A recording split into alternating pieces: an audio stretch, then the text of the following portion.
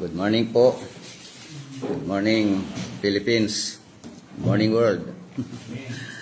Good morning, Asian Seminary of Leadership, Saturday class. So, nasa online, nasa offline. Ang subject po natin ay Hermeneutics 1. At dito po tayo sa Hermeneutical Overview. Yan po yung atin pong pag-uusapan. Bago po ang lahat ng yan, tayo muna ay maglaan ng panalangin.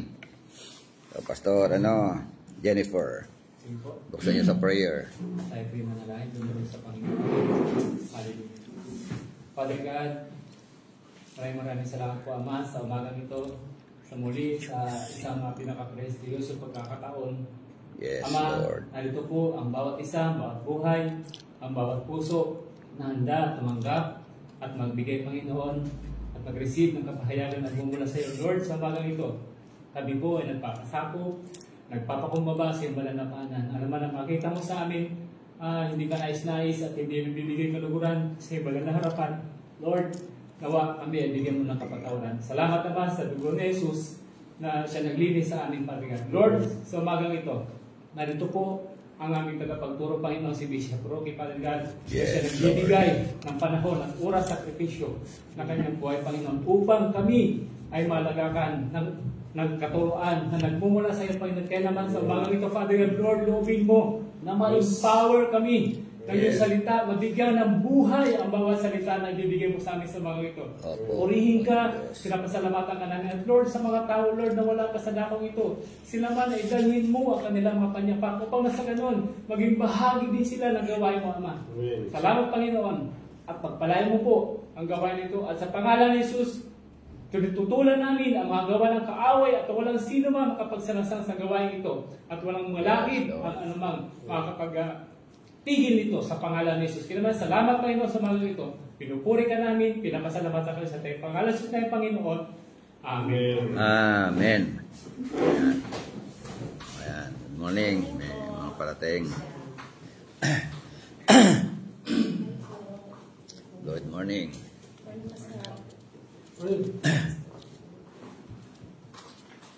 Hermeneutical Overview. Good morning. So,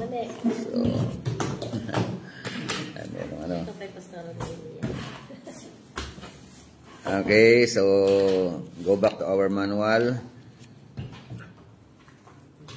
Unang blanco po, kasi po pa overview, yung pinag-usapan natin na nakaraan. Ito po yung pinaka-overview, no?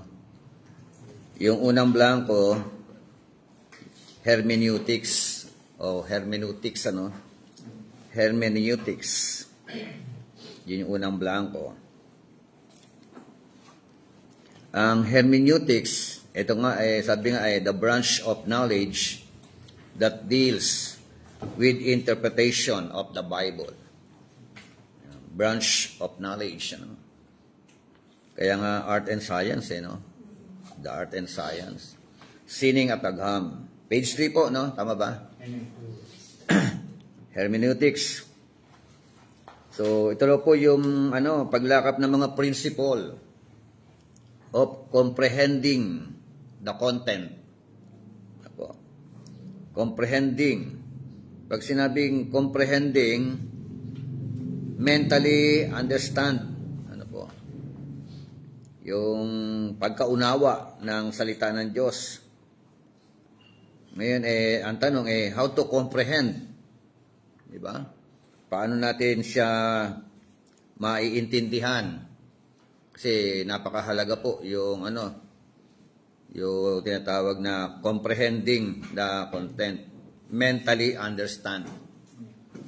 Kasi marami naliligaw ang turo. Dahil nga sa ganong kalalagayan. Yung pangalawang blanco, exegesis, o yung ating pronunciation niya na exegesis. E-X-E-G-E-S-I-S. Ito naman yung task of comprehending the content. Ito naman yung kumbaga sa pagtatrabaho. Ito na yung actual no? Na pagko-comprehend. Yung una, paglakap ng mga principle.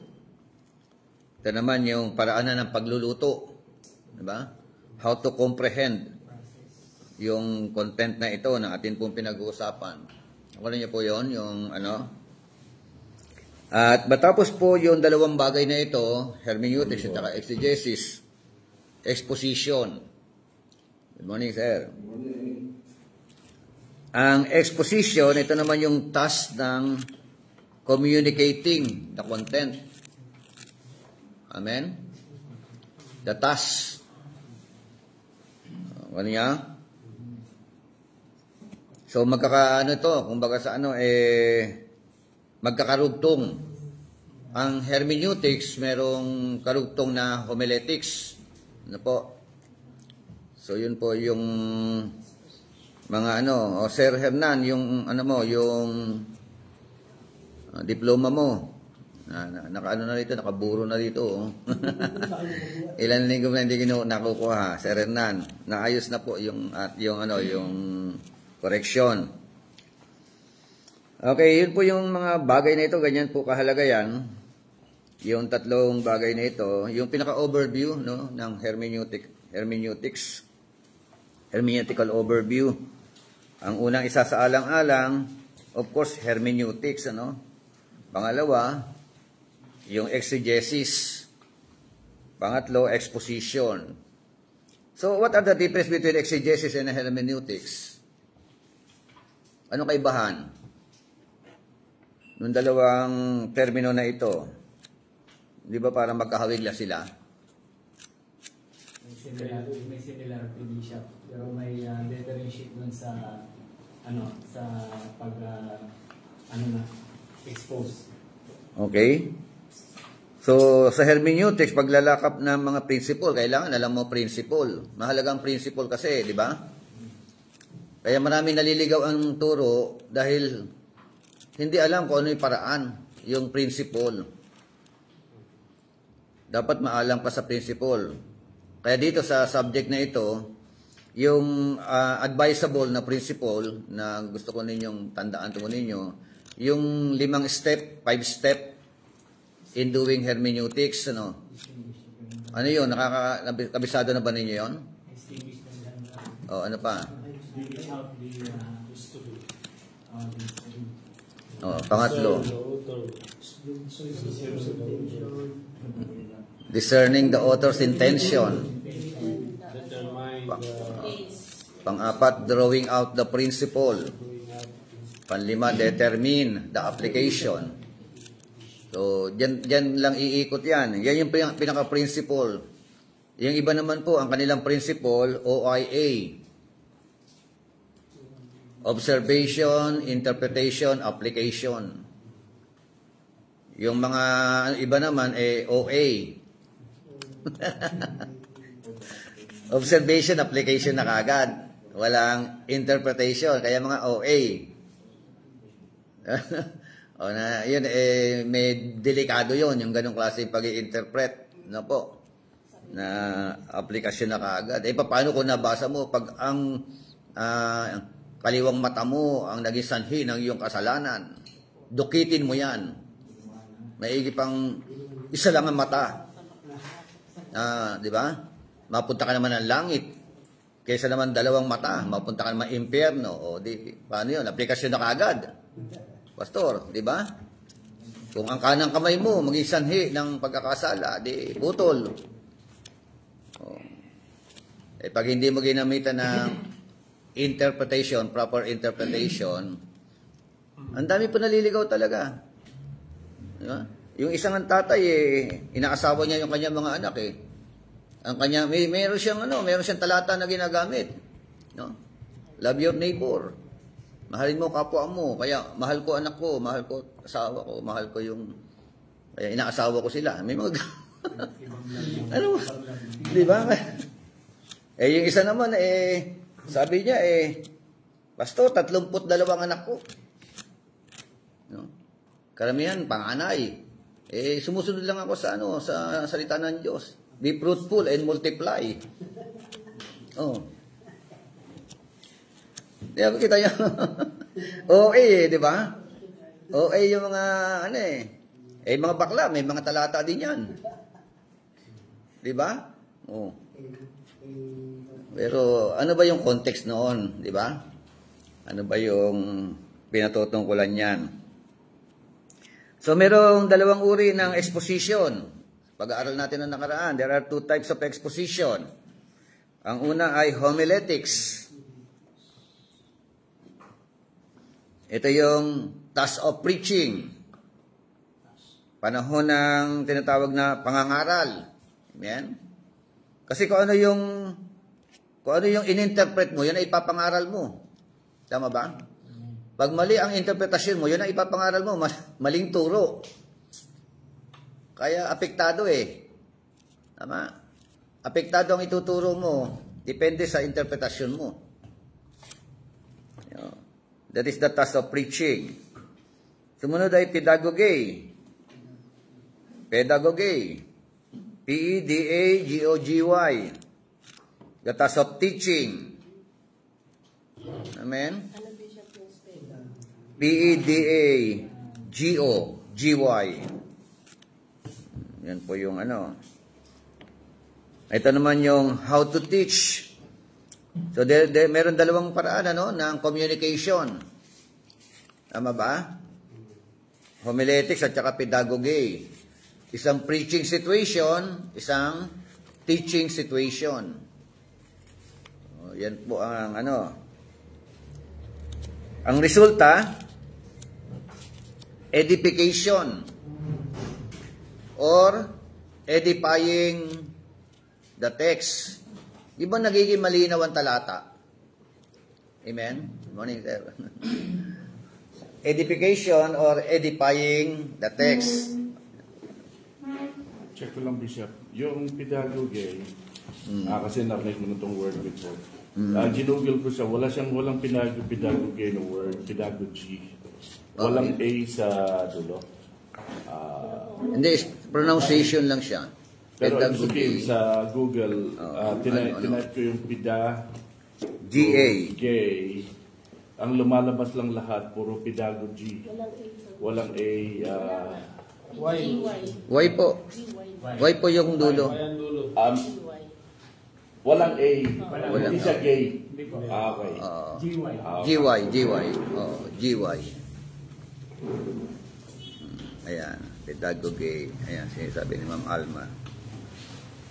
Okay, so, yun po yung, yung na-edify ang talata. Nagiging klaro ang talata. Yun ang ating, yun ang ating, kumbaga sa talagang task. No? Yung talata na sinauna, maging malinaw, no? Maging klaro, maging tama, at hanggat maaari kung ano yung intention ng author, yun din ang magiging interpretasyon natin. Yun po yung So, bakit napakahalaga? Necessity. No? Bakit seryoso nito? Una nga, sabi nga sa Santiago 3.1, basa nga po 3.1 ng Santiago.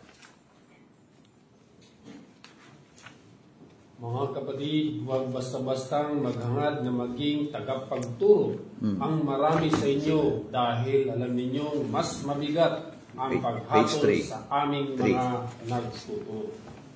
Kita mo, no? Merong tinatawag na strict ang hatol. Diba? Hindi mo masama maging mga tagapagturo, maganda nga yun Kaso nga sila, gustong-gusto nila maging tagapagturo. Kaya, tina-challenge siya ni Santiago. Pag ikaw guro, prominent ka. Di ba? Pag ikaw guro, rabay, lalo na kung rabay, iba ang tingin sa iyo ng mga tao. Pag binisita mo yung mga tao, yung mga Israelita, tingin nila, pakiramdam nila, binisita na rin sila ng Diyos Yan po yung kanilang mentalidad. Ganun sila Kaya, kung todo estima, pag uwi talagang triple blessing talaga. Full of blessing yung rabay na na bumibisita sa bawat bahay. So, siyempre pagka nagpunta ka pa ng handaan, nakita ka sa dulo, papupuin ka sa harapan. Ganun po yung, ganun yung kanilang estima eh. No? Ngayon yung estima sa pastor, sa mga estima ng mga miyembro ninyo. Diba? Meron nga sa ibang lugar yung pastor, paglabas ng kotse, merong kaagad na yung karwahe o ano man pasasakayin siya doon. No? Talagang yun, nagiging Diyos-Diyosan na ba yung gano'n? Wag lang over, Pag na-over, nawawala rin sa lugar. Di ba? Pero, ito, edifying the text. Ako, nung isang araw lang, meron ako nakadaupang palad o kumbaga sa parang talagang sharing kami. Talagang, iba yung niya eh. Ang grupo niya, yung Sayon. Alam mo yung Sayon? Di ba? O, yung si Manhi Lee. Yun ang kanilang founder. Nako. Ang lalayo ng kanyang interpretasyon. Hindi po dapat na kumain doon. Manhili, nasubukan na rin magano sa Sayon na yun. Oo, libre pag-aaral pa. Pero madideceive kayo. Deceiving. Si Kristo raw, hindi creator. Isa sa matinding, sabi ko, delikado yan, sir. Angel daw, creator. Yung Genesis chapter 1, angel daw ang kasama ni Lord doon. Kita mo. Paano yung 1:3 ng Juan? No? All things were created by Him. Diba? And for Him. Ha? Kaya nga kaya nga hindi na pa yung talata eh. Tinitwist nila yung talata eh. Para yan yung task natin. Kaya tayo nag-aaral para hindi na tayo madamay doon sa mga maling pananampalataya, di ba? O maligaw. Sabi nga pag bulag ang umaakay sa kapwa bulag, lahat sila hulog sa hukay. Di po ba? Kaya mabigat ang trabaho po natin, mga tagapagturo. Naniniwala sa atin ang mga miyembro natin. Kung ano ituro natin, yun na rin ang kanilang panghahawakan. Diba? So, tuturo na rin nila sa iba yan. Ayun. O yan, sabi nga ni Frederick, Sayon, marami po yan sa online, nag-o-offer po ng pre-Bible school. Kaya mahalaga po na maging maalam po talaga sa Word of God. Yung Sayon. Korean din. Korean. Si Manlihili.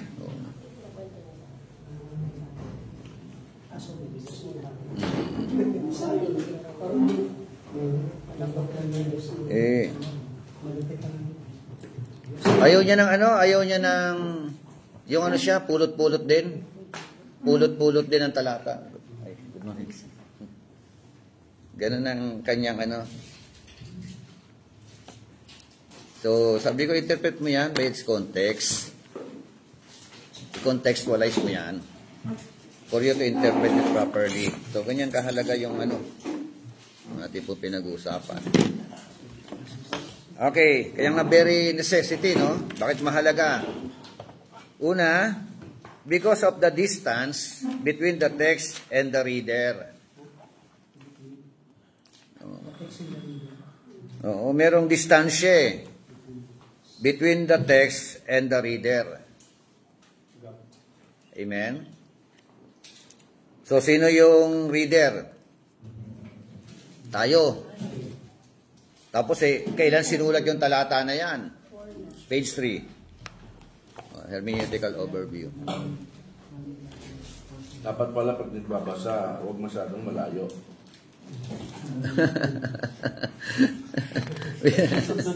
Distance, no? Between the text and the reader, no? So, Halimbawa, yung Ecclesiastes 11.1, na ano yun natin yun, natalakay na natin yun. Basa nga sa Ecclesiastes 11.1.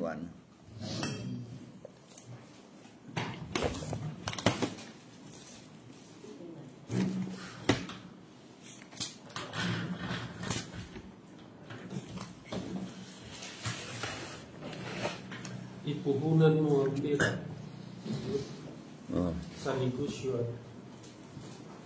Ito ba yun? Oh, 11.1, sabi ron. Dito sa akin, cast your bread on the surface of the waters, for you will find it after many days. Oh. Ihagis mo ang tinapay sa ibabaw ng tubig. O sa iba dyan, sa King James, karagatan. At paglipas ng ilang araw, ito iyong muling masusumpungan. O, paano mo siya, Anong ibig sabihin niyaan? Kumuha ka na ng pinakamatigas na tinapay. Ihagis mo ngayon doon sa Manila Bay. Balikan mo ilang araw. Masusumpungan mo pa ba yun? Hindi. Sa Saudi, yun ang ginamit na yung panghuli ng isda. Hindi ka yung tinapay. Oh, 'di ba? Yung yung bread nila doon, Kubos. Yung matigas, Unleavened bread. Unleavened. Oh. Walang Pero siya. Kaya pag tumigas na siya, yun, maganda yung pain dun sa gabi dun sa dagat. Yun yung yun, ng mga isda. Pinampapakain sa isda. Lalapit na lahat. Ganunin mo na lang yung isda. Ayun. Thank you. Ito, matigas na tinapay ito. May tsakaw to. Matsakaw, Oh. Hindi masisira yung tinapay mo eh. Kaya tanong mo titigas lang siya. Kasi wala siyang ipaduro. Po kayo. So, paano mo siya i-interpret? Ano yung pagkakaunawa ninyo dyan? How can we interpret Ecclesiastes 11.1? What is the proper interpretation ng 11.1 ng Ecclesiastes?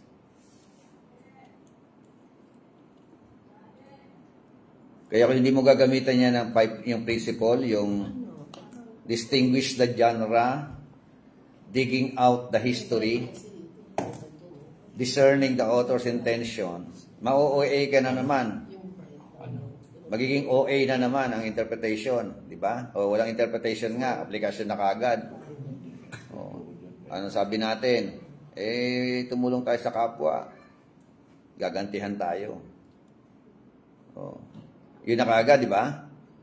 O, pag may isinuksok, may madudukot. Diba? Pag may itinanim, may aanihin. Parang ganun lang agad yung interpretation.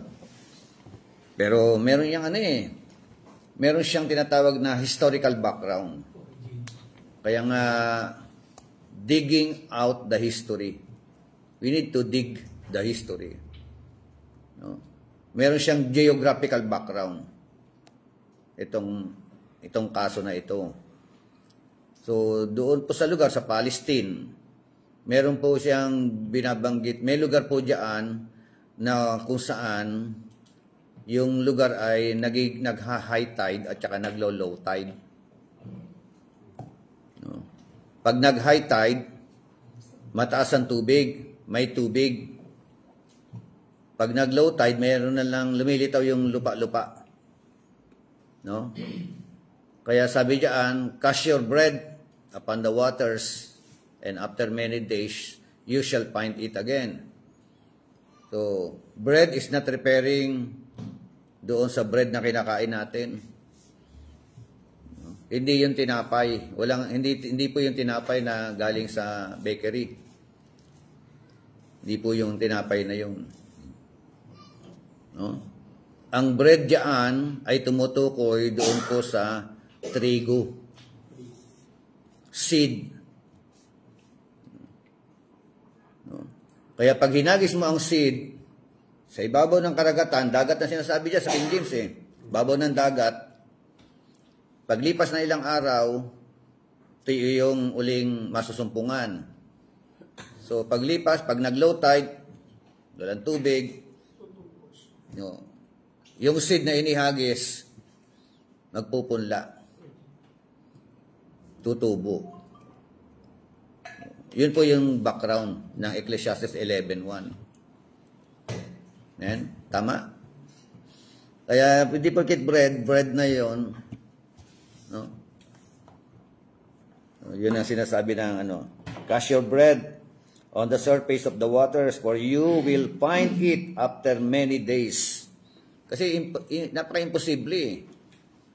No? Kung maghagis ka ng bread, ng tinapay, kahit gano'n nga katigas yan, tama sinabi mo, kahit gano'n katigas yan, kukunin ng mga ng mga isda, kakainin na isda, hindi mo na masusumpungan, nawala na. Nilalambot si Bishop na sa tubig na kanina. Naubos na.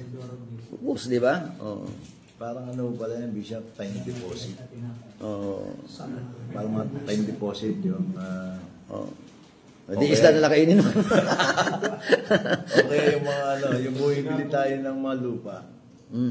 Tapos din... Pwede, parang gano'n, no? Yung investment. Mga ng resources. Kahit sa atin. Yun na kagad yung application. Sa application na yun. Pero kung tingnan mo muna ang historical background. That is the historical background. Pagbalik mo, wala na yung tinapay mo. Oo. So, iba yung bread na ginabi diyan. Karamihan kasi ng bread, mababasa mo na, katulad sinabi, na hindi lamang sa tinapay, sa bread, nabubuhay ang tao. Tama? Ang bread naman doon, yun talaga yung kinakain, yung pagkain nila. Tinapay talaga yun. No? Hindi lamang sa tinapay. Tingnan nyo yung bread, panahon, iba-iba rin ang naging kahulugan. Sino yung pinanganak ng 60s, 70s? Noong panahon namin, pag sinabing bread, ano yun? Alam nyo, bread? Datong. Datong eh. Pare, may bread ka ba dyan? Datong. Di ba? Pera yun. Pero ngayon, hindi natin tinatawag ng mga kabataan, bread yung datong eh, yung pera eh. So, kaya, dapat mabasa natin ang isip ng author. May-interpret natin kung ano kahulugan na sinasabi ng author. No? Iba yung bread na lechem. Lechem. No? Iba yun. Sa Hebrew, sa Greek word yun, lechem. Kaya pinagsamang Bethlehem, atin Bethlehem, pero lechem yun eh. Bethlehem. Na ibig sabihin, house of bread. No? Yung bet, yun ang ibig sabihin house. Yung lechem, bread, kaya bakery. No? Bahay ng tinapay o house of bread. Di ba? Katulad pinagsama ang dalawa salita, Bethel, house of God. Di ba? Bethel. So, yun ang Kaya mahalaga rin po na mag-aral kayo ng Hebrew. Mahalaga yan, Greek. Para madaling, lalo magiging malinaw yung atin pong pag-i-interpret ng salita ng Diyos. So, because of the distance between the text and the reader, bakit? Kasi nga, ang pinag-uusapan natin, ancient text versus contemporary reader. Diba? Lumang talata na to eh. Ancient na ito eh. Diba?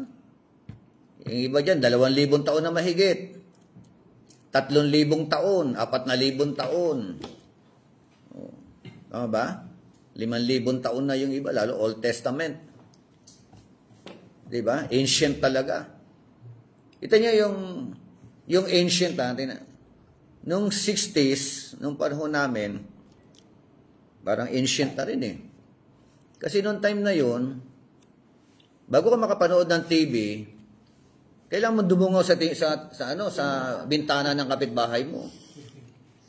Tama ba? Na-experience niyo yun? Black and white yun. Di ba? Tapos portable, ganun pa yun, no? Dito pe, oh, di ano? Di ka, Isarado. may slide. No. Gano'n ka ancient, ano? Ano lang yun, ha? Pinag-uusapan natin, 60s, 70s. Noong 50s, kung magdamit ang mga dalaga noon, tago ang ano eh. Di ba, Pastor? Tago yung sakong, tago yung talampakan. Ayaw makita. Ngayon Labas puso. oo. Labas ang kuyukot di ba?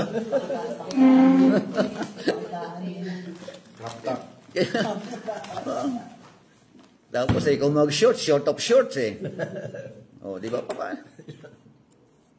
Kasi mas mahaba pa yung bulsa kaysa doon sa short di ba? Di ba? Labas ng bulsa. Kaya pagka binabastos, sasabihin reklamo kita sa Bausi o sa sa women's desk yung panahon noon, yung laro natin noon, di ba? Ano yung laro natin? Takbuhan, mataya-taya, di ba? Tumbang preso, luksong baka, luksong tinik, di ba? Bahay-bahayan.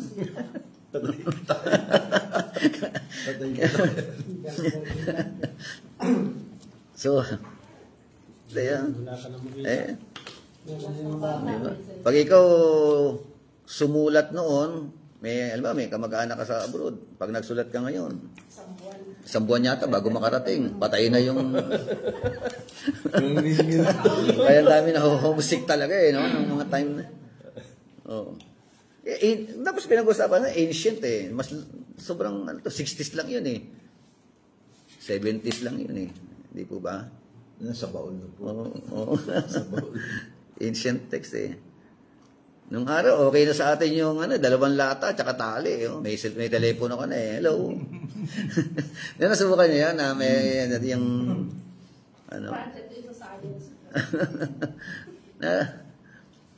ito yung ngayon yung cellphone natin mga bata, nagugulat ako nag-preach ako sa Robis, mga miyembro namin, sabi ng mga bata na to, siguro mga 7 years old, 8 years old, may mga cellphone, kanya-kanya cellphone, gaganda pa ng cellphone nila.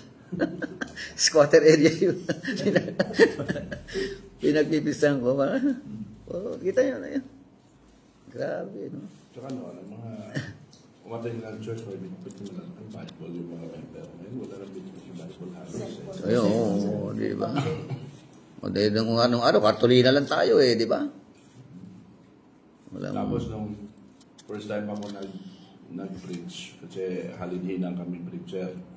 First time ako nag-preach, na cellphone ginamit ko, doon lahat. Ang outline ko nandun doon. Ang verse ko binabasa, nandun na rin lahat. Pinagalitan ako na pastor. Karnal ka. Hindi na yung ginagawa. Parang ganun ba? Kailangan may Bible na dala. Nakunan na rin ngayon. Ganun na rin ginagamit. Later, gano'n na rin siya.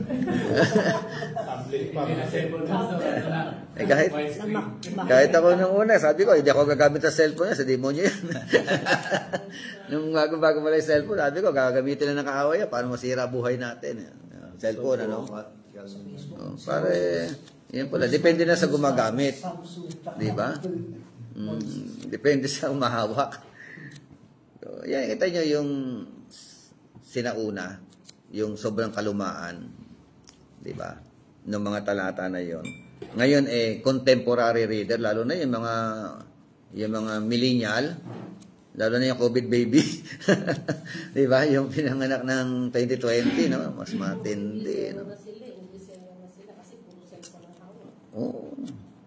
Nung araw bago tayo matuto ng English high school na tayo barok-barok pa English natin di ba?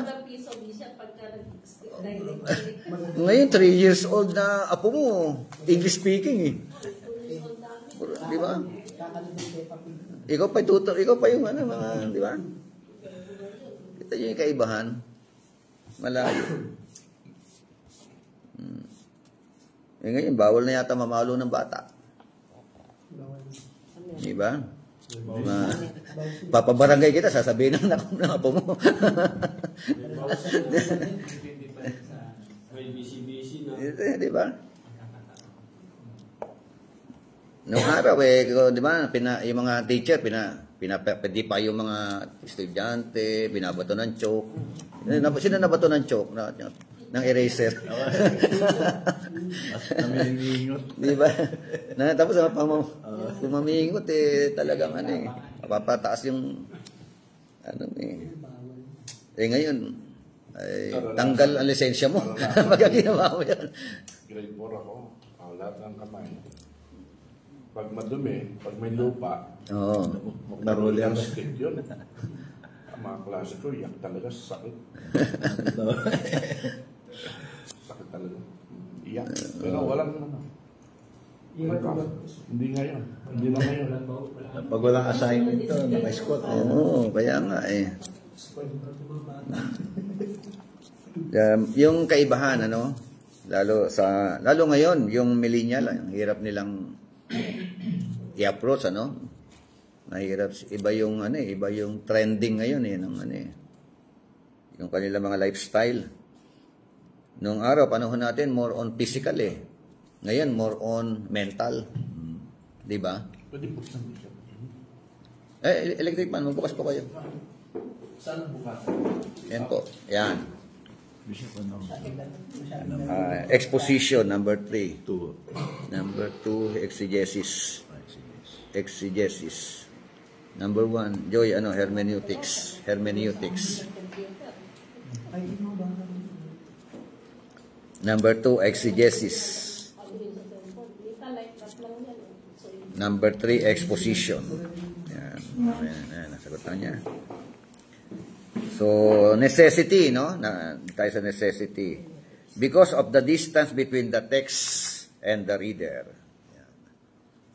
Kaya nga, tapos titignan mo po dyan yung spiritual message versus natural mind. Diba? Nagbabasa na ba kayo noon nung hindi pa kayo Christian ng Bible? Sino dito nagbabasa na noon ng Bible o nakabasa na ng Bible? Diba? Nagbasa ka lang, para lang siyang information lang o whatever, Hindi mo siya maintindihan. Yung spiritual message niya, mahirap intindihin. Di po ba? So, parang common lang na book. Ayan nga, sabi na, basta nga po yung 1 Corinthians 12, chapter 2, verse 14. Ang konteksto niya hanggang chapter 3, verse 1 to 3.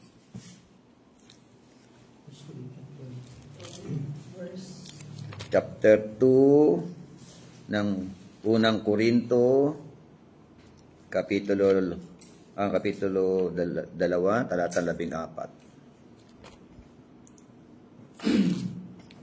1 Corinthians 2, 14. 14, yes. Sapagkat ang taong di pinananahanan ng Espiritu ay ayaw tumanggap ng mga paloob mula sa Espiritu ng Diyos.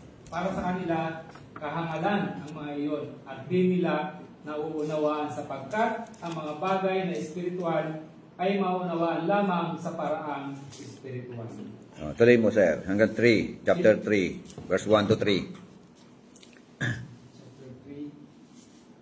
Chapter 3, 1 to 3. Mga kapatid, hindi ko kayo makausap bilang mga taong nagtataglay ng Espiritu. Kailangan kausapin ko kayo bilang mga taong namumuhay pa ayon sa laman at mga sanggunipa sa pananampalataya kay Kristo. 2. Gatas ang ibibigay ko sa inyo.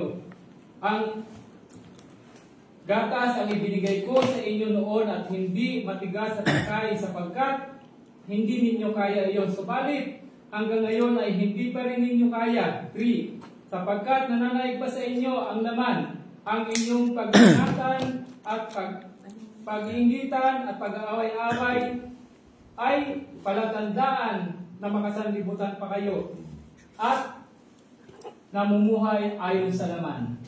Okay, so just sa context na yan, meron 3 uri ng tao. 3 types of men. Ano-ano? Yung una, nasa verse 14, nasabi ron, but a natural man does not accept the things of the Spirit of God, for they are foolishness to him. Natural man. Ito yung unang uri ng mga tao. Yung mga natural na tao, common person, yung mga unbeliever, hindi raw tumatanggap. No? Does not accept the things of the Spirit of God. Kaya pag niyaya mo sila, di ba?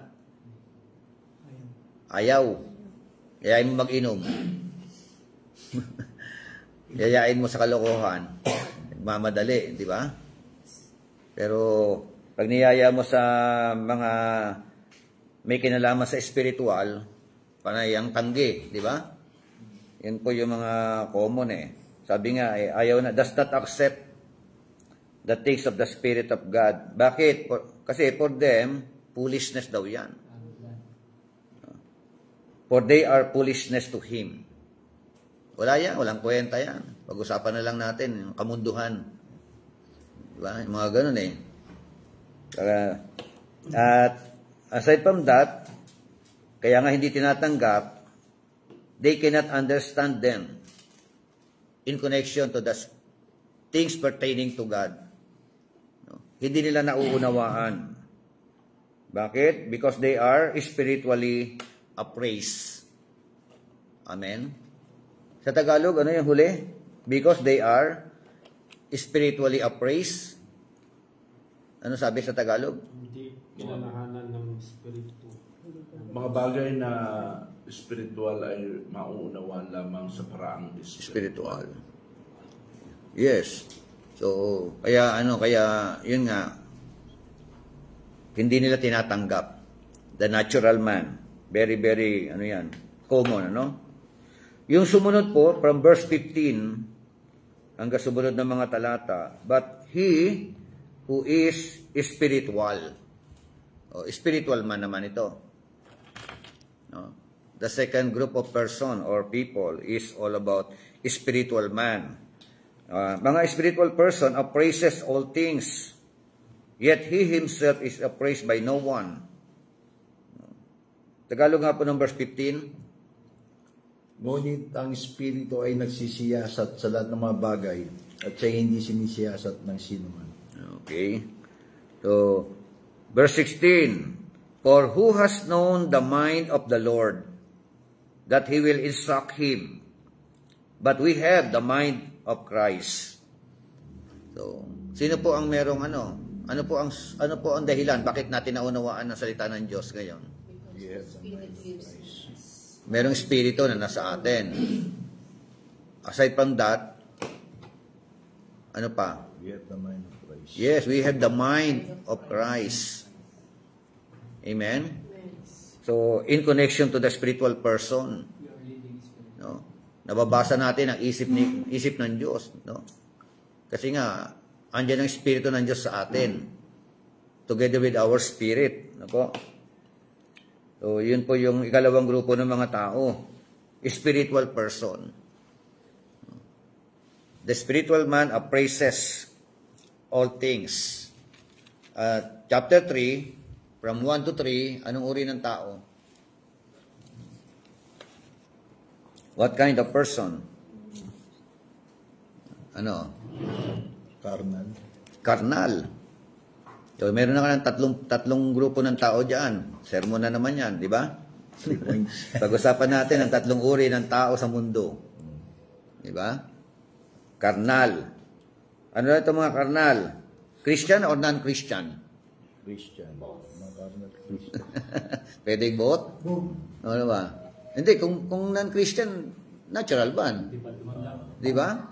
Pag non-Christian, natural man. Yun na, identify na natin Ito mga baby Christian, pwede. Di ba? Mga babes in Christ. Ang mahirap niyan kung carnal pa rin, pero 20 years na. 20 years na kay Lord, carnal pa rin. Meron ganun, mga bansot. So maraming Kristiyano carnal. Tama ba? Obserbahan ninyo yun sa church. Sino yung mga karnal? Maangal. Ito, sabi na, and I, brethren, could not speak to you as to spiritual men. Di ko kayo makausap ng mga spiritual na tao. But as to men of flesh. Oh, yun daw po yung karnal. Men of flesh. No. No. Tama ba? Yung sabi ng Bible men of flesh.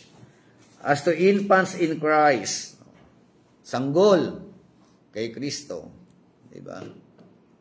Di ba hindi naman agad-agad nagmamature no? May process din ang maturity. Amen? Oh, may process din. Hindi pwedeng hindi ka magsimula sa pagiging infant. Amen? Hanggang gumagapang ka na, sinubukan mo ng tumayo, lumakad ka na, tumakbo ka na, hinabol ka ng nanay mo, hindi ka na maabutan, di ba? Ang paso. So, ganyan din sa ating kalalagayang spiritual, Sisimula sa baby. Ito pa, mga katangian ng mga karnal. I gave you milk to drink, not solid food, for you were not able to receive it. Binigyan ko kayo ng inumin gatas, hindi matigas na pagkain. Kaya pagka baby, pagpakainin ng matigas. Hindi niya ma-enjoy yan no? Ang gusto lang niya yung dede sa nanay o chupon, di ba? Subukan mo bigyan ng mani, kagad yan, ganyan. No? Kainin ba yan? Mabulunan yan. Matigas ulo nito. May problema sa atin may mga Christian, may mga pastor kausap mga baby kung banatan solid food Pakainin mo solid food, makakain ba 'yon? Minsan nga naalala ko meron nangaral doon sa patay necrological. Hinamon ba niya na yung mga addict doon sa lugar Kayong mga addict diyan, kayong mga babaero diyan, kayong magbago na kayo diyan. May impyerno kayo. Is it right? Until now, meron na nagtuturo. May mga ganyan. Totoo yun. Kasi nga, kaya nga gospel evangelism, evangelizo. Ang dala mong gospel. Good news, mabuting balita. Hindi condemnation. Tama ba? Hindi kagad hatol. Kailangan, pag-ibig ni Lord, mahal kayo ni Lord kahit makasalanan kayo. Di ba? For God so loved the world. Ganun dapat Hindi yung hinahamon mo na kagad magbago meron ka nga miyembro, tagal-tagal na, hindi pa nagbabago Tama ba? Tagal-tagal na nga sa nagsisimba flesh pa rin di ba? Di ba may mga pagka may okasyon inuman pa rin. Tama ba? Di ba flesh yan? Lalo na, hamunin mo pa yung mga nandiyan sa labas. Meron po akong sa YouTube, kaibigan ko yun. Tapos sinabihan ko siya, mag-aaral siya ng school. Hindi siya, ayaw mag-aaral. Ngayon, siya doon sa may circle, nandun yung mga LGBT. Binanatan niya kaagad. Ngayon, ang ginawa sa kanya, binastos siya. Di ba? Tapos, ang nangyari, huli na niya yung ginawa. Mahal kayo ng Diyos. Sabi ko, dapat love muna yun. Nga. Persecution kaagad. Sabi ko, hindi tatanggapin ng tao. Yes. Judgmental kaagad. Kayo, sabi niya, pag hindi nagsisi, mamatay kayo sa impyerno. God's love. Yun ang... Kaya ginawa. Tapos ginagamit pa yung konteksto ng Sodom at Gomorrah. Sabi ko, hindi mo... Ang teksto nun, sa makasalanan in general, hindi yung parang sinasabi mo lang sa mga LGBT lang, ginawa. Lahat naman. Sabi ko, kailangan talaga mag-aaral ka. Sabi ko. So, ganun po. Yan. Ang ipapakain mo pag baby, gatas. Habang tumatagal, di ba? Ano na, ano yung mga pagkain sumunod ng bata? Di ba? O, di ba? Gerber na, o kaya ano. Ganun lang yun eh. Ang problema rito, ang tingin niya rito, yung carnal ba rito, matagal na pero carnal pa rin. Sabi niya, I gave you milk to drink, not solid food, for you were not yet able to receive it. Indeed, even now, you are not yet able. Hanggang ngayon, oh. Tagal nyo na. Hanggang ngayon, di pa yung able. Matatampuhin pa rin kayo, di ba? Matitisurin pa rin kayo. Yung mga ganun. Hindi pa rin kayo marunong magpatawad. Yung mga ganun. Oh, ito, sinagot niya. No? For you are all, or you are still fleshly. Oh, di ba? Makalaman pa rin kayo hanggang ngayon. Di ba? Tama ba? For since there is jealousy, ito yung mga katangian ng mga ng mga fleshly. Yung mga siloso. Di ba? And strife among you. Yung mahilig mag-away-away. Di ba? Gumagawa ng kaguluhan. Not walking like mermen. Di ba? So, yun po yung tatlong uri ng tao. The natural man, the spiritual man, at saka yung carnal. So, sige, ibang illustration.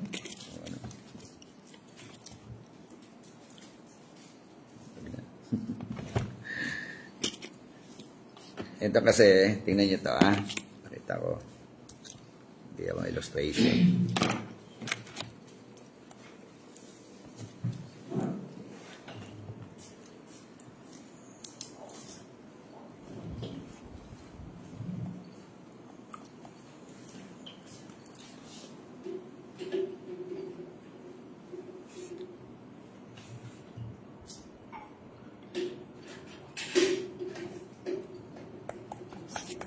Ayan, tuldok-tuldok lang. Ano to? Yung S representing yourself. Yung cross representing Christ. Ano ito sa tatlo? Anong klaseng tao ito? Sa palimukan. Sa sarili. Is it natural, spiritual, or carnal? Natural. Natural? Ma'am, tayo po. Ano siya? Natural din po. Natural din. Natural, ikaw, Pastor. Spiritual. Spiritual. Sir, Jennifer. Anong Spiritual siya. spiritual? Pastor Joel, kasali ka rito. Kala mo hindi ka kasali. Wala ako, Bishop. Ano siya? Ano yan? Natural man yan. Spiritual? Natural man. Natural. Ikaw, sir. Carnal. Carnal. Carnal. Oh, yun. Oh, sino marami? Carnal. Oh, carnal man. Bakit? Si Christ. Sarili niya pa rin na nasusunod. Siya nakaupo sa trono ng buhay niya. Si Christ, nasa circle ng buhay niya. Lagyan natin, bilugan natin, nasa circle. Yan ang sa ilalim. Di ba? Oh. Yan ang carnal. Yung sumunod,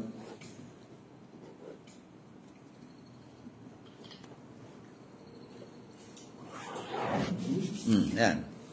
Ito. Yung spiritual. Ano siya?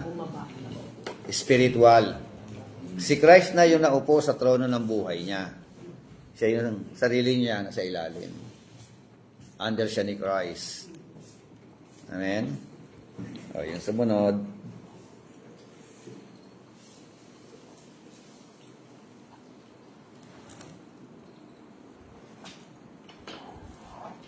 Yan. Wala. Ano siya? Ano siya? Natural. Ayun. Natural. Kasi wala si Christ. Ito yung natural. Self niya, si Christ outside ng buhay niya. No? So, yan po yung ano. Amen. So, 1 Corinthians chapter 2, verse 14 hanggang 13. Chapter 3, verse 1 to 3. So, napakahalaga kasi yung spiritual message, ano? Pagka natural person ka, you have a natural mind. No? So, wala kang mind ni Christ. Hindi mo siya maunawaan ang salita ng Diyos. Parang ano lang siya, parang pangkaraniwan libro lang ang Bible. Amen? Ano pang kadahilanan? Because of our deficiency in hermeneutical skills. Kaya ganyan kahalaga, no? Bakit? It is very, very necessity. Ano raw? Dahil nga sa atin pong kakulangan ng kaalaman in connection to hermeneutical skills. Deficiency. D-E-F-I-C-I-E-N-C-Y.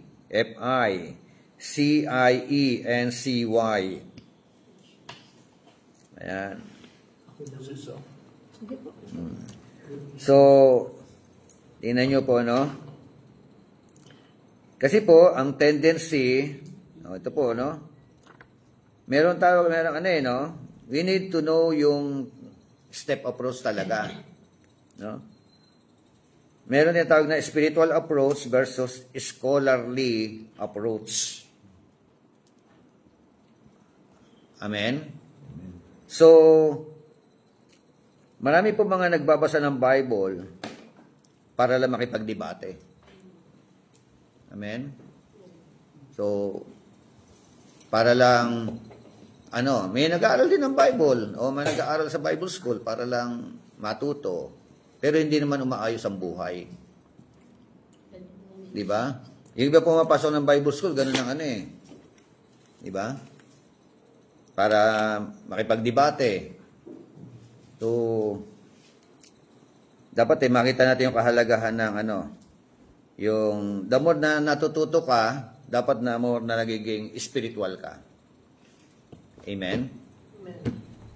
So, yun po yung kahalagahan nito. Kaya, the more na ikaw ay gumagraduate o kuha ng mga kurso na natapos, the more na nagiging humble. Amen? Kasi marami po nag-aaral ng Bible school, nagiging hambog. Diba? So, nagiging mayabang. Tumataas ang tingin sa sarili o everything. Yung iba nga sabi, Pastor, mag-aaral ako ng Bible school. Bakit? Kasi pagka-graduate ko, yung diploma ko, sasabit ko sa... Tapos para makita ng mga bumibisita sa akin, lalo mga kamag-anak ko, na ako ay graduate ng Bible school. Para pagyabang. So, di ba? Hindi po yan ang ating target. Personal testimony. The more na dumadami ang degree na nakukuha mo, the more na nagiging mapagpakumbaba ka. Amen? Kasi po yung mga mapagpakumbaba, yan po ang itinataas ng Panginoon. Amen? So, di ba sabi nga ni John the Baptist ano sabi niya? In connection to humility, I must decrease. So Christ increase. Diba? Hindi niya sinabing, I must increase. When you increase, Christ decrease. Tama? Pag naging hambog ka, di ba? Nasisira pangalan ng Panginoon. Amen? Pero kapag ikaw ay marami kang naabot, marami kang natapos, and yet, merong humility, na itataas ang pangalan ng Panginoon sa buhay mo. Amen? So, spiritual approach versus scholarly approach. Sumunod, bias versus objective reading. Bias. Kasi, tayo pong lahat, may mga karga-karga tayo. Amen? May mga dala-dala tayong turo. May mga narinig tayong turo. Amen? At kumisa, nagiging bias yun. At ang masakit diyan, hindi mo alam, yung nasagap mong turo, mali pala. Pinangahawakan mo na. Kaya nagiging bias. Nilalaban mo na yun. No? So, yun ang dapat natin makita rito. Kaya, sa pag-aaral po natin ng hermeneutics, ang hamon, remove first all biases. Set aside, no, our pre-understanding. Ganun ba yun? Parang mag-iigib ka ng tubig sa balon, may dala kang timba, hindi pwedeng iigib ka, may laman ng timba.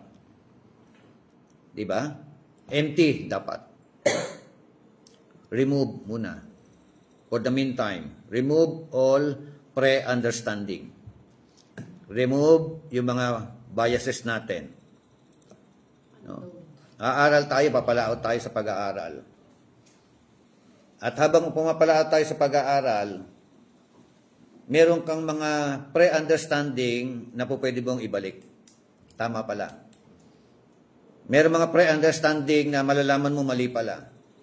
Nasa sa iyo kung gusto mong panghawakan pa rin. Bahala ka na. Tama ba? So, kapag tama yung mga pre-understanding natin, di lalo nagiging matibay. Di ba? So, marami po tayong mga papasadahan mga talata. Amen?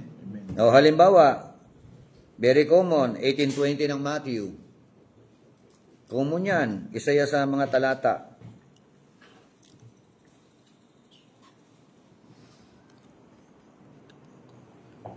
Ano ba naman ito? Pakibasa. Pagkat saan man may dalawa o tatlong nagkakatipon sa pangalan ko, naroon akong kasama niyo. If 2 or 3 gather together in my name, you are in our midst. Ilang beses nyo na nagamit yung talata na yan? Sa mga pagtitipon. Lalo na kung kulangan. Ilan lang ang tao, no? Di ba? Di ba madalas? Pagka may himutok ka, kukunti lang dumalo. Lord, kung may sabi, 18:20, 2 o 3 na nagkakatipon sa iyong pangalan, nandiyan ka sa aming kalagitnaan. Panginoon, konti lang po kami. Sabi mo sa 18:20. Hindi po pwedeng gamitin yung siya. May context po siya eh. May context. Ano yung context niya? Ang context niya, yung dispute against your brother. Di ba? Kaya hindi po pwedeng tanggalin lang. Ang nangyayari kasi, tinatanggal ang isang talata, binibigyan ng kahulugan. Yung talata po, ibabalik mo sa pinanggalingan at interpret mo siya nasa context. Don't interpret the text by itself lang. Interpret the text by its context. No? Ano po yung context? Yun nga, yung dispute against your brother. At nagsimula ang talata, chapter 18, from verse 15. Yan, verse 15, di ba?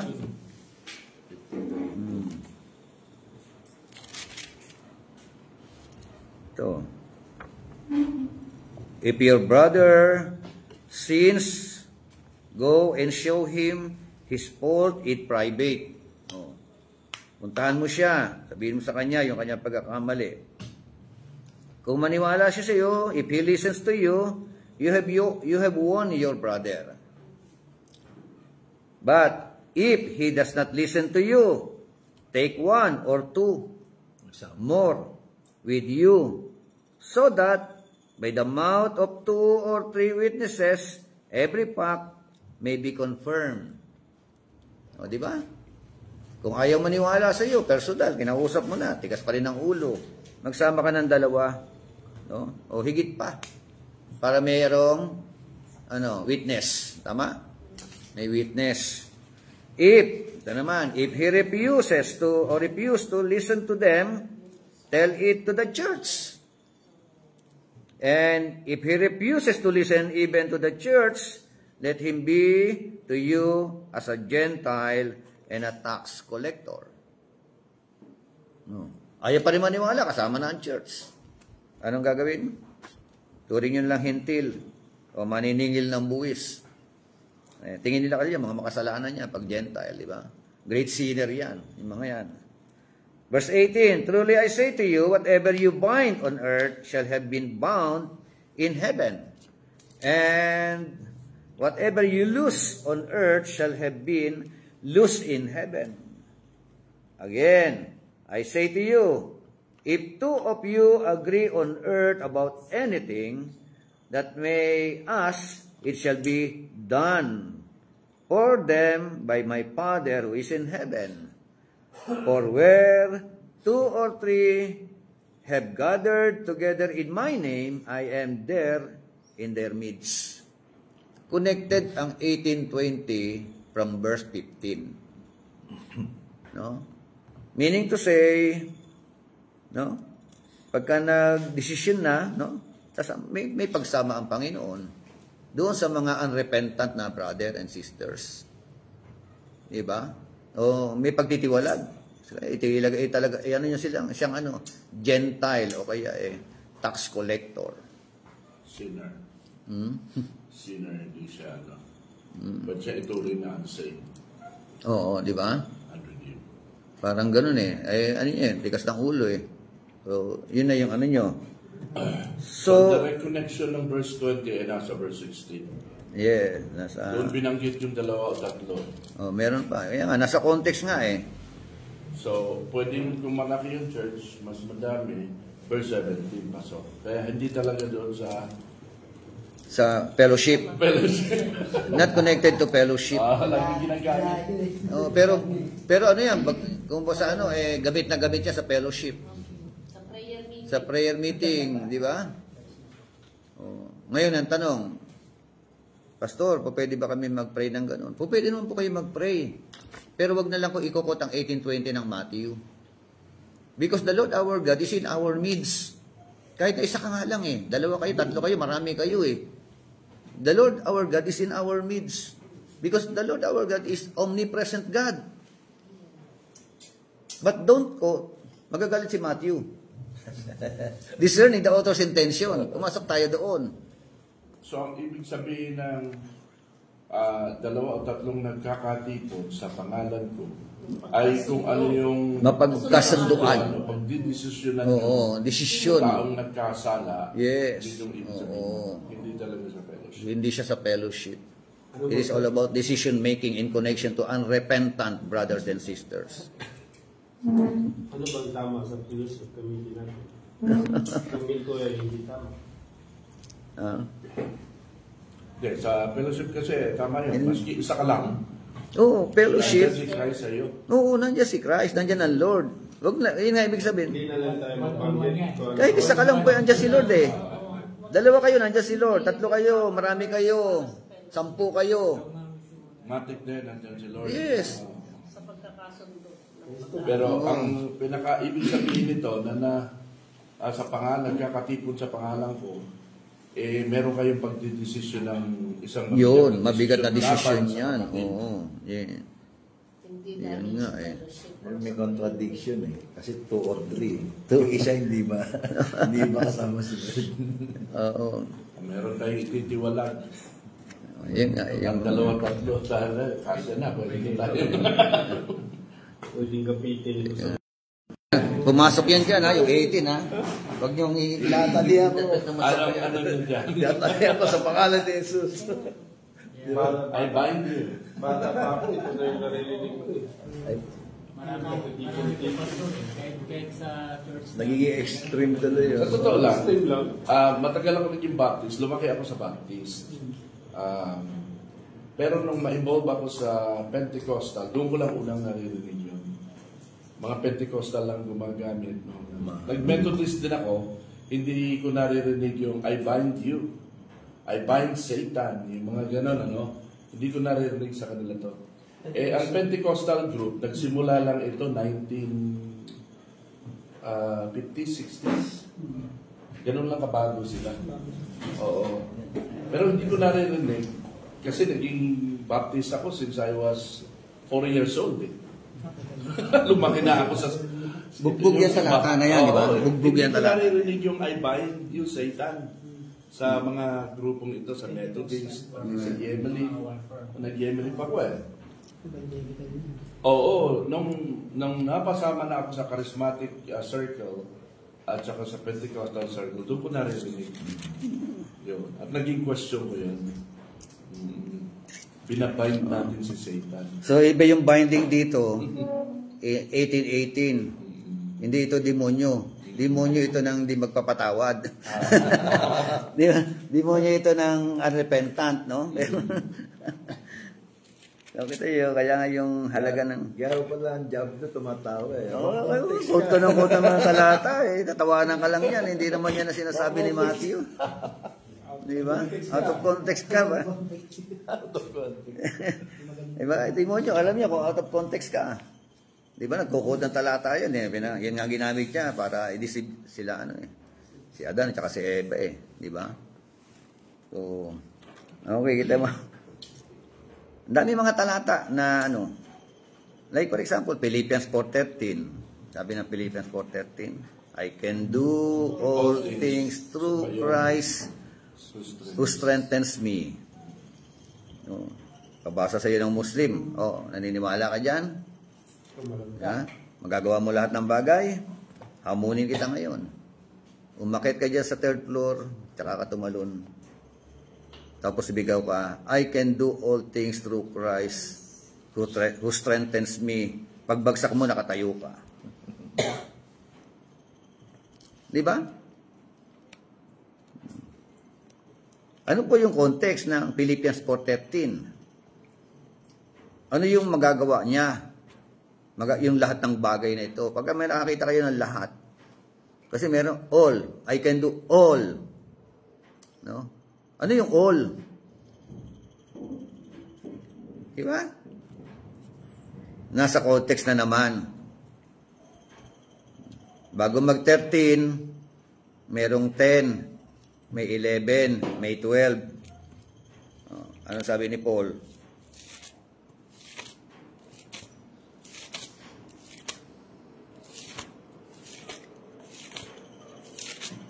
Philippians 4. Sayang po. Sige po. Datapwat ako'y totoong nagagalak sa Panginoon na ngayon sa kahuli-hulihan ay inyong binuhay ang inyong pagmamalasakit sa akin. Na dito yung katotohanan na nagkaroon kayo ng malasakit, ngunit kayo nagkulang ng mabuting pagkakataon. Hindi sa sinasabi ko tungkol sa kailangan sapagkat akin natutuhan ang masiyahan sa anumang kalagayan ang aking kinaroroonan. Marunong akong magpakababa at marunong naman akong magpakasagana. Sa bawat bagay at sa lahat ng bagay ay natutuhan ko ang lihim, maging sa kabusugan at maging sa kagutuman, at maging sa kasaganaan at maging sa kasalatan. Lahat ng mga bagay ay aking magagawa doon sa nagpapalakas sa akin. Gayunman ay mabuti ang inyong ginawa sa kayo'y nakikiramay sa aking kapigatian. Okay, so ano yung magagawa ni Paul? Na ano yung tinutukoy sa I can do all things? In every circumstances, sa kahirapan, sa kasaganaan, in prosperity and in luck, Meron o wala. meron o wala, tuloy ang buhay, di ba? Na siya nagpapalakas. Oo, kasi may nagpapalakas sa akin eh. No? Magagawa ko ang lahat ng bagay. I am not affected. Kahirapan man yan, kasaganaan man yan, di ba? Hindi magiging superhuman ka rito. Diba? Meron siyang tinutukoy. Kaya bago I can do all things, sabi nga through Him at siya yung nagpapalakas sa atin diba? Merong verse 12 na sabi, ng verse 12, I know how to get along with humble means. No? And I also know how to live in prosperity. Amen?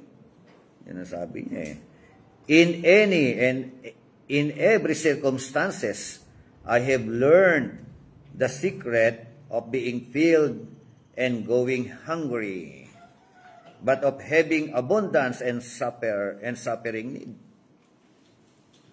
Amen? Ano yung all? Yun na. Hindi ibig sabihin, Lahat kaya magagawa. oo, di ba? Na magiging Superman ka, superhero ka, o ano, kaya tingin sa atin, ng ibang miyembro natin, superhero tayo Di ba? Hindi kayo namapagod. So, sa kahirapan at sa kasaganaan. No? So, yan yung sa bias versus objective reading. Bias ako. So, Yung yung kaya nga, kailangan meron tayo tinatawag na objective reading, ano? Remove biases. Yung mga pre-understanding. Yung yung Matthew chapter 25. 'Di ba? Madalas din natin napakinggan 'yan. Dami preacher ako napakinggan 'yan Yung talinghaga ng 10 virgin. 'Di ba? Binigyan nila ng mga interpretation, yung 5 dalaga. So, iba-ibang... Diba? Tapos yung 5, ito na yung mga Kristiyanong handa. Tapos yung langis, si Holy Spirit. Diba? Ganun mga Pero meron siyang meron siyang CIS Central Idea of the Sermon or the Preaching Ang CIS doon, CIT, mga tawag doon. Ang tinutukoy talaga doon is for us, sa mga reader, na maging watchful and prayerful. But for you, na lagyan mo pa ng meaning, kasi nilalagyan ng meaning Ang tendency sa mga naglagay ng meaning, ginaya nila si Jesus Christ. Di ba? Sinabi nga, ang langis, Holy Spirit. Bakit nauubos pa si Holy Spirit? Di ba naubusan ng langis? Yun po yung marami mga talata na papasadahan tayo dyan. Meron kasing mga grupo na naniniwala ng Holy Spirit ay umaalis sa mga Kristiyano. Kaya ang salvation nawawala. Ganun ang no? Kaya nga, kinakanta pa rin ng ibang Come Holy Spirit. Yung Come Holy Spirit, kasi wala siya dito. We invite you, Holy Spirit. We welcome you in our worship. Kasi galing yan sa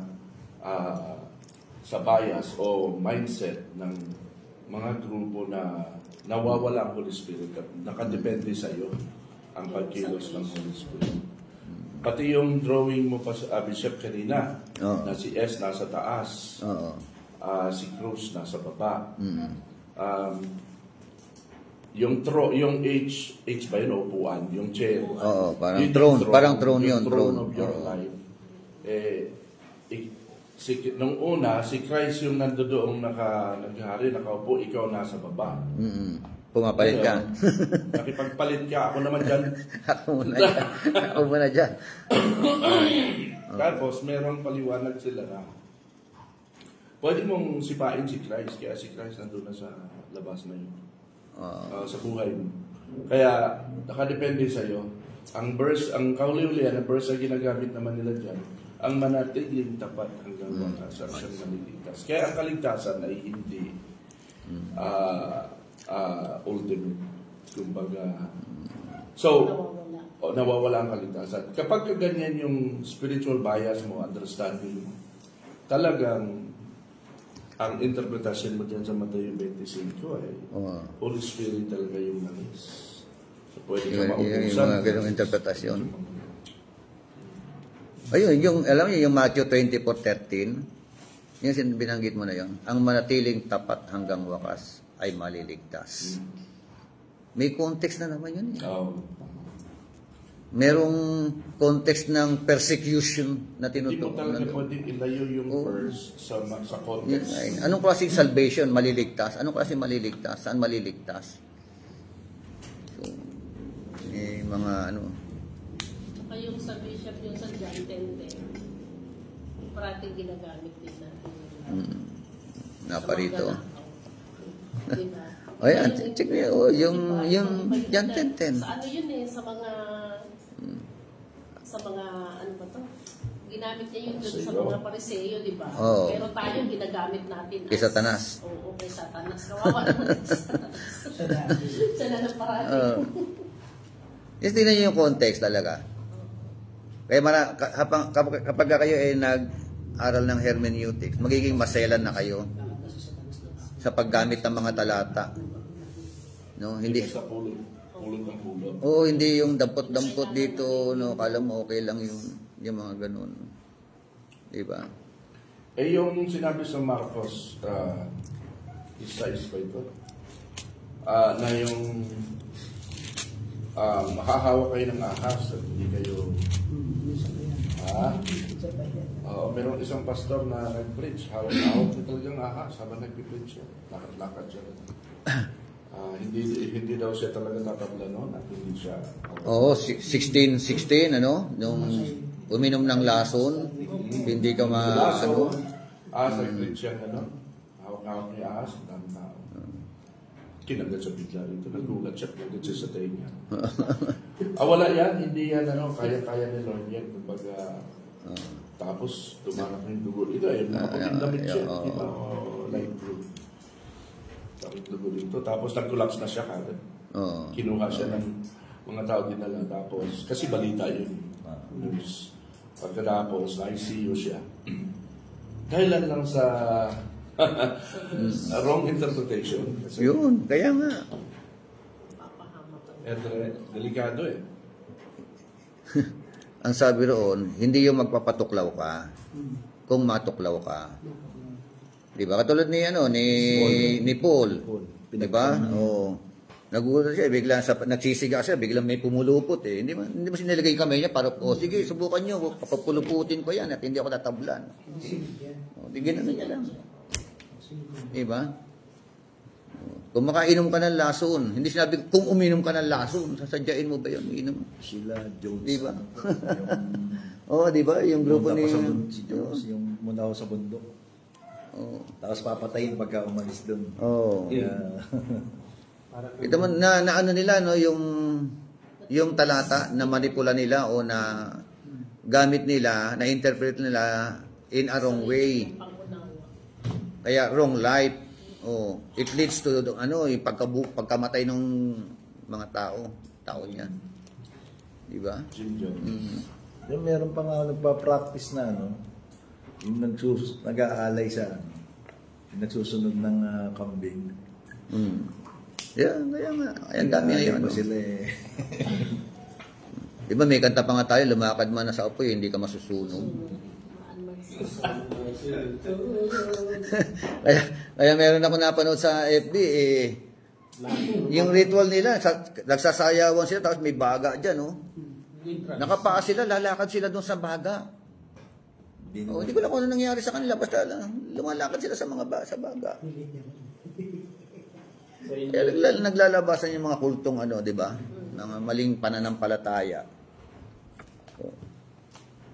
Marami tayong papasadaan. Like for example, 2 Corinthians 9:6-7. Tingnan nyo. Ito, sabi roon. Basa. 2 Korinto. Ano na ito? Gamit na gamit din itong talata na ito. Gamit na gamit dito saan? Sa tithing. Tithes. Tandaan nyo ito, ang nagtatanim ng kakaunti ay aani ng kakaunti. At ang nagtatanim naman ng marami ay aani ng marami. No. 7. Each one must do just as he has purpose in his heart, not grudgingly or under compulsion, For God loves a cheerful giver. Oh. Is it connected to tithing? No? Connected ba ito sa tithing? Anong context? Ang context sa chapter 9, ito yung pagtulong. Diba? Sabi dito, ng verse 1, ano?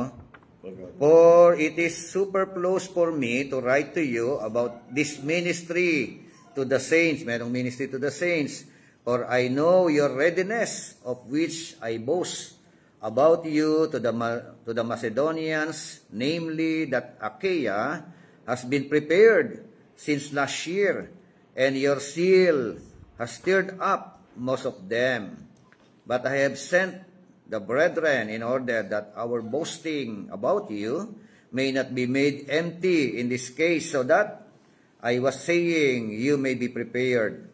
Otherwise, if any Macedonian come with me and find you unprepared, we, not to speak of you, will be put to shame by this confidence. So I thought it necessarily to urge, brethren, that they would go on ahead to you and arrange beforehand your previously promised. O meron sila mga pangako, no? Baka nakalimutan yung pangako. Promise bountifully gift, so that the same would be ready as a bountiful and gift, not affected by covetousness. So, using for what? Bumanggit ng verse 6. Now, this I say, he who sows sparingly will also reap sparingly, and he who sows bountifully will also reap bountifully. Is it connected to tithes? Not connected to tithing. Pagtulong. Sa mga manggagawa. Oo, sa mga nangangailangan mga manggagawa para sa gawain ng Panginoon. Anong version yung Bible mo, Bishop? NASB. NASB. Yung American Standard. So, di ba? Wala kang mababasang tithing dyan. Pero ginagamit natin sa tithing. Di ba? Sa ano din, King James din, may similarity din sa NASB. Oo. Yung sinabi din, sapagkat tungkol sa pangasiwa ng mga abuloy sa mga banal. Abuloy nga yan. Abuloy Pagtulong sa mga banal. No? Pagtulong sa mga manggagawa ng Panginoon. No? Yung pagbibigay ng seed, like for example, sa gawain ni Lord. Di ba ganun yan eh? Yan nagbibigay ng... O di ba, may project. May project, magpapagawa ng simbahan. Pwede yan. Di ba? Di ba, may mga ambagan. Thank you, brother. Ang Diyos na magbabalik sa iyo. Oo, di ba? Sila na magbabalik. Sikligligat. Ayun ba rin, yung word na Sikliglig at umaapo sa Marcos. Na ginamit na naman. Sige, pag ano yan, dadaanan natin yung mga talata na yan. Salamat. Okay. So, ilan lang yan sa mga talata na magiging malinaw sa atin yung mga kahulugan niyan. Benefits. Pakinabang. Salmo 119 162. Basa po. Psalms 119 verse 162.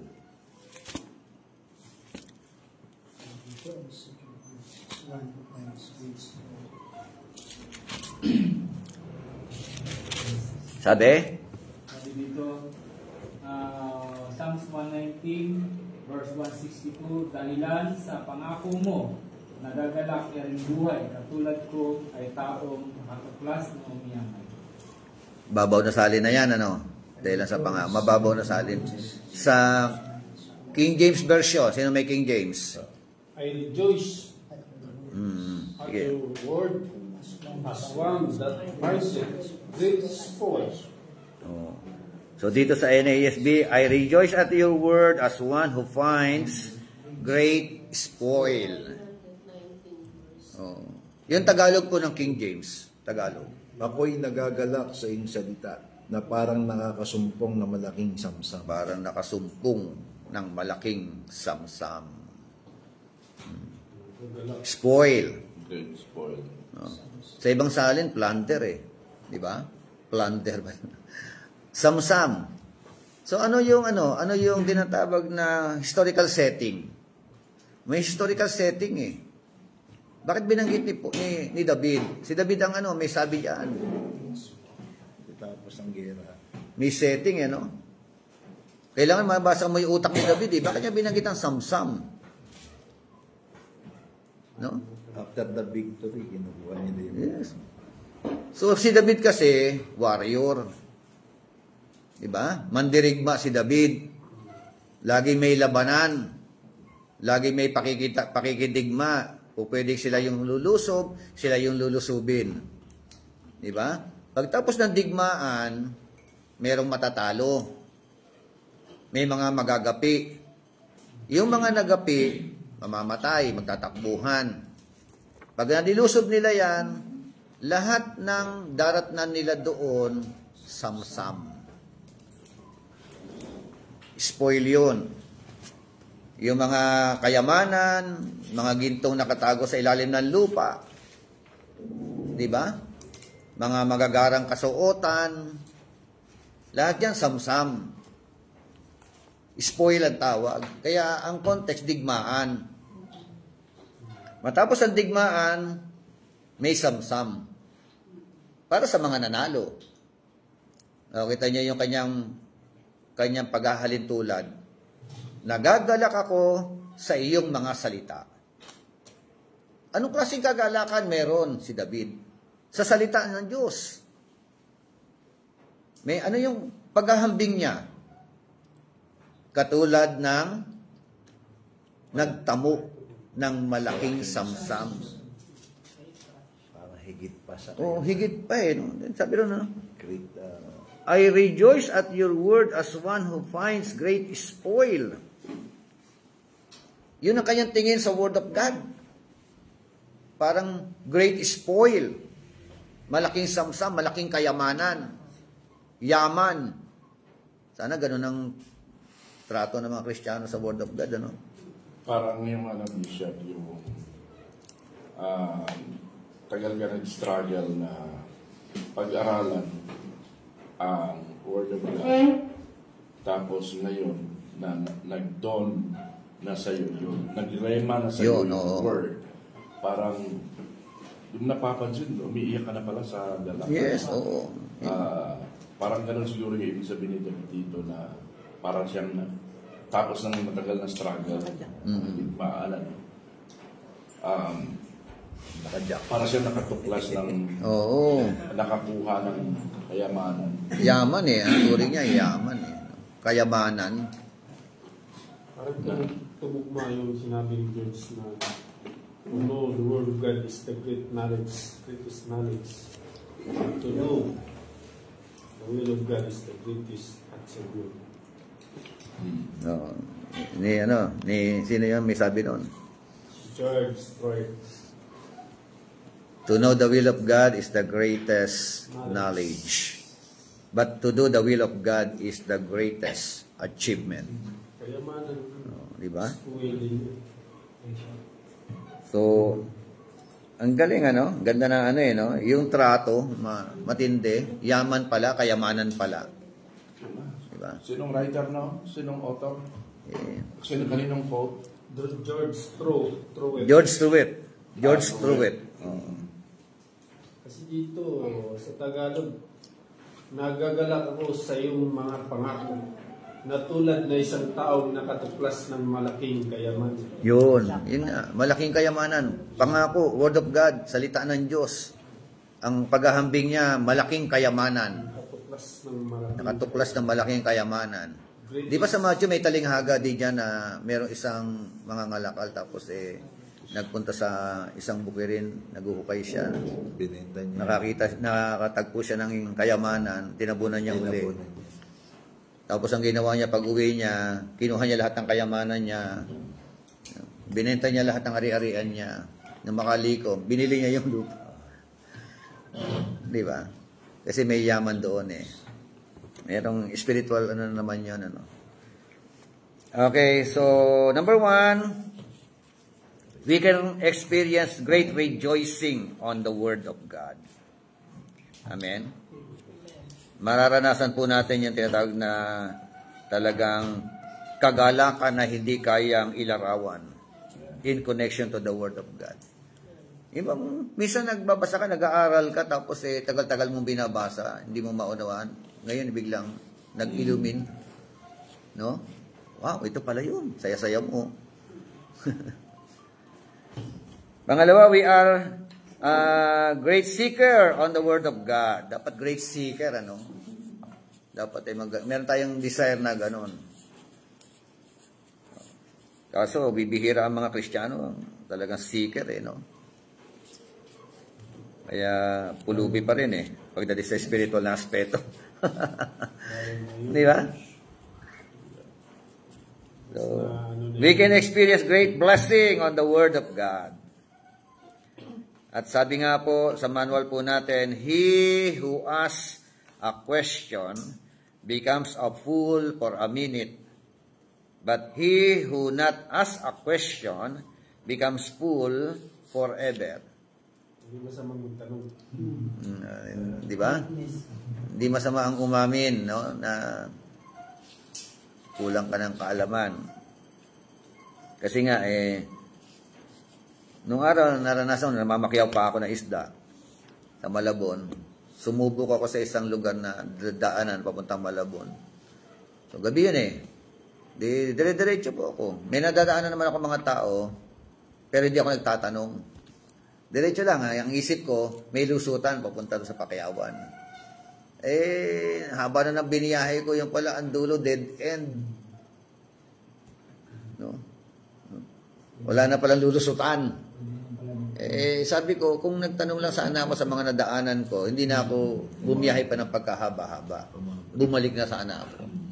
Wala pa rin kanta ni Susana Susan Roses. Huwag kang mahihiyang magtanong. Di ba?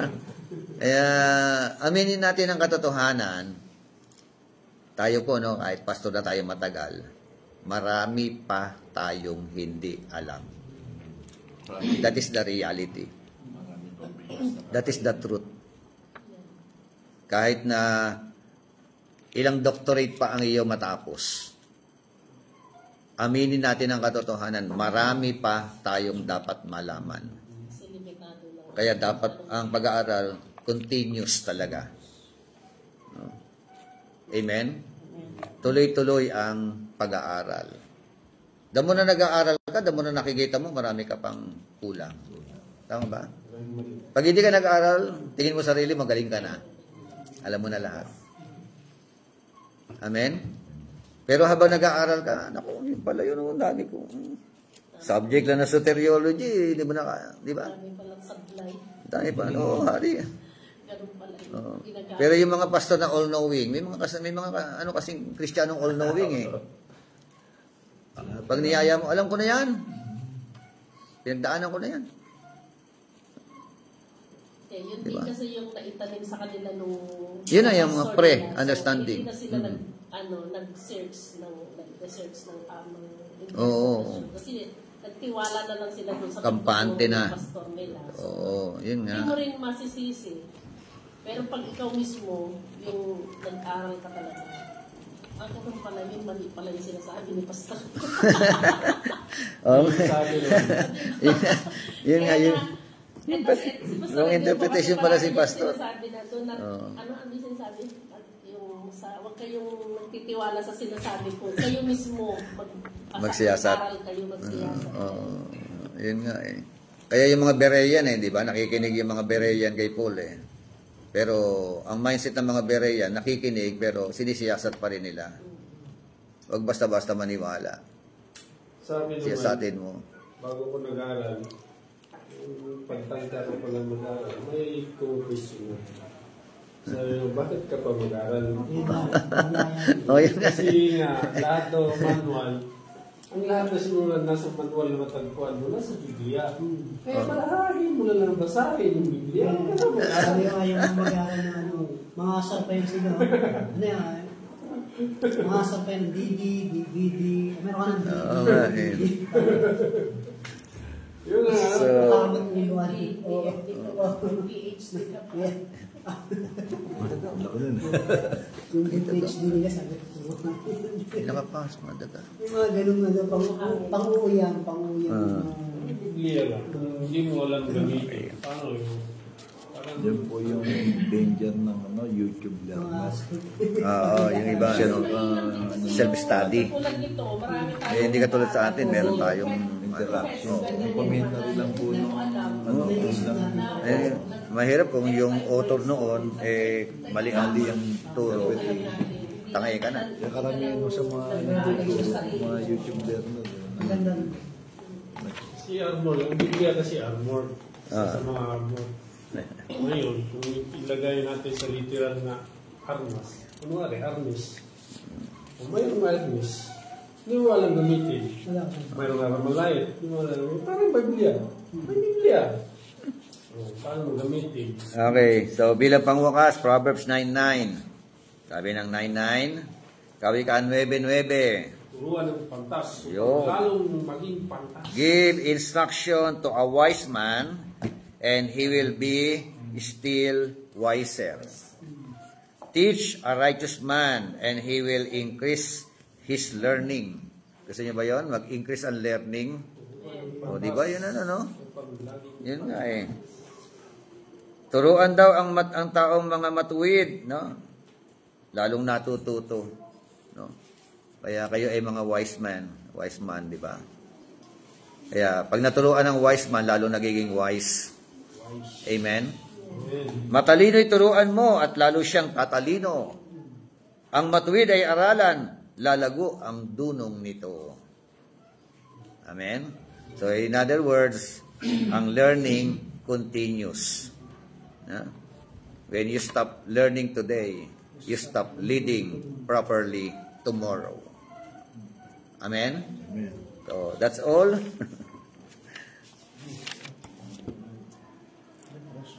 So see you on Saturday ulit sa subject na ito. Hopefully may natutunan po tayo. Tayo manalangin. Pastor Romel, close us in prayer. Sige po, pigit po natin at mamata.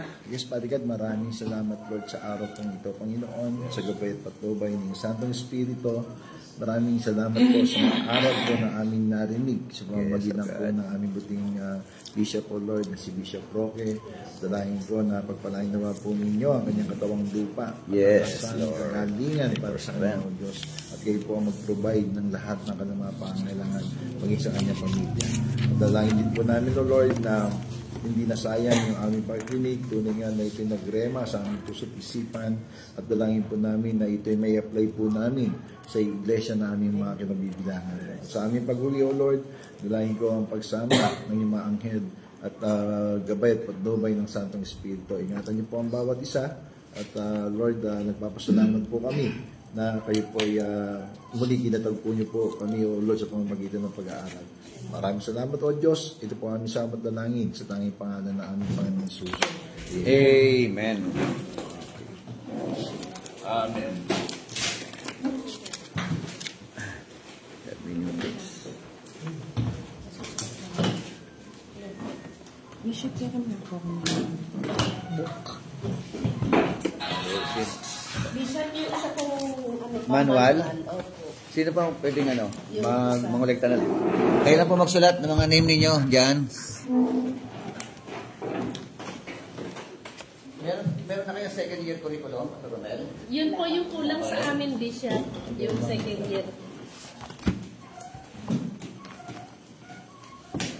Ako po meron. Meron na. Okay. Ito po, Pastor. Yan. Bishop, ito po yung bayad ko, pati yung sa isa. Next week na ang bayaran niyo. Second year po. Bali magkano? Bali, dalawa po. Dalawa. Opo, at saka yung ngayon namin, ay, hindi, may bayad. Pakisulat nyo na lang po dyan. Pati yung binigay nyo sa ano.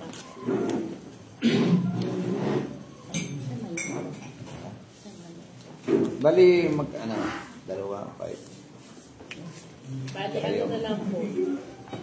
Dito na lang po ito itang anuhin yung bayad ko dito. Para doon na lang po lima ibigay niyo sa akin. Ay, Bigyan ko pa yung 500 muna na lang. sige po, para. Hindi ano siya Ito po. Ito yung bayad natin dito.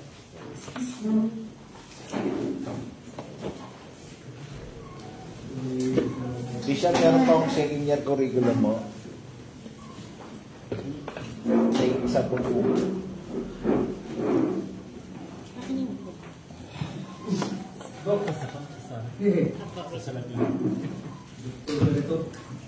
Wala na kayo isa pang ganito? Second year curriculum. Saan na lang po na mo? Ito po yung Ano po? Basta pakisulat niyo po kay sa dalawa. Sulat niyo na lang po. Tapos na Ano lang. pong pangalan? Roman at saka Julie. Romel po. Saka Julie. Julie.